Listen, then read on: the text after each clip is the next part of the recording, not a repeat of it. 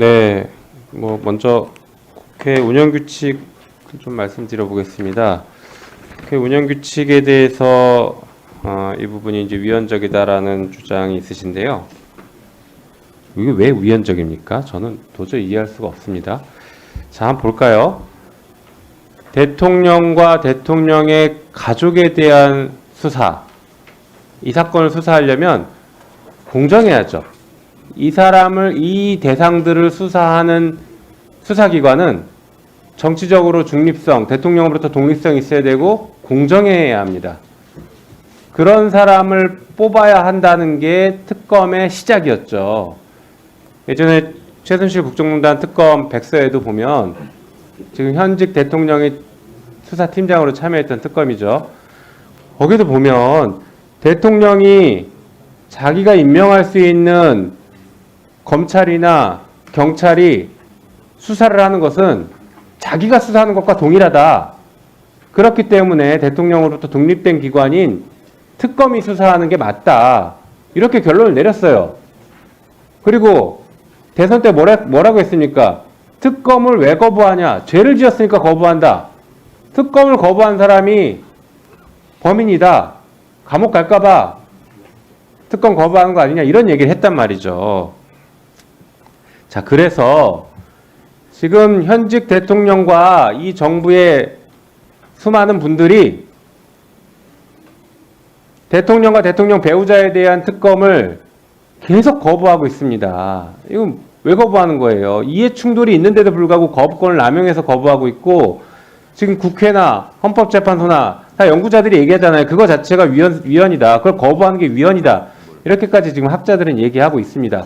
그리고 전국에서 지금 수많은 대학 교수들과 학생들이 들고 일어났어요. 이런 대통령 더 이상 인정할 수 없다. 퇴진해라. 끌어내려야 된다. 이런 얘기들을 이제 대학에서 들불처럼 일어나고 있습니다. 이런 위헌적인 상황을 만든 장본인이 대통령이에요. 그래서 그 대통령이 특검법을 계속 거부하니 그러면 상설특검에서 특검추천위원회를 구성해서 상설특검도 한번 병행해보자.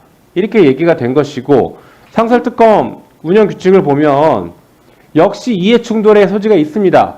대통령이 자기 또는 자기 가족에 대한 사건을 수사하는 특검을 뽑는데 추천위원으로 여당이 들어간다? 이거 국민들이 쉽게 납득할 수 없죠. 그러니까 정치적으로 독립되고 대통령으로부터 독립될 수 있는 사람들이 모여서 특검을 추천하자라는 겁니다. 과거에도 이런 이해충돌이나 문제가 있을 때 여당이 배제되고 야당이 단독으로 특검을 추천하거나, 상설특검이 아니라 일반 특검에서도 야당이 단독으로 특검을 추천하거나 아니면 제3의 기구였던 대법원장이 추천하거나 이런 적들이 있습니다. 그게 다 같은 정신이에요. 법에 일맥상통하는 정신, 즉 이해충돌을 방지하자는 것입니다. 그렇기 때문에 이런 개정안은 헌법에 합치하는 것이죠. 지금 이런 개정안의 정신과 우리가 그동안 얘기했던 특검법의 정신을 무시하고 계속 거부하고 있고, 이거 특검 임명돼도 또 특검 추천돼도 임명 대통령 안 하겠다라는 얘기가 여당에서 나오고 있는데, 그런 막무가내 정신들이 헌법을 위반하고 법률을 위반한 위헌적인 행태들입니다. 그래서 이 규정이 잘못됐다라는 그 규정, 그 발상 자체가 저는 잘못됐고 위헌적이라고 얘기합니다. 그리고 국회법이나 국회증감법 역시 그동안 끊임없이 문제 제기가 되었던 것들을 하나씩 바로 잡아 나가는 과정이다. 그리고 국회의 본연의 기능을 살리기 위해, 실질화시키기 위해서 개정하는 것이다. 네, 이 부분은 우리 고위법 같은 경우는 토론 시간을 충분히 드렸고,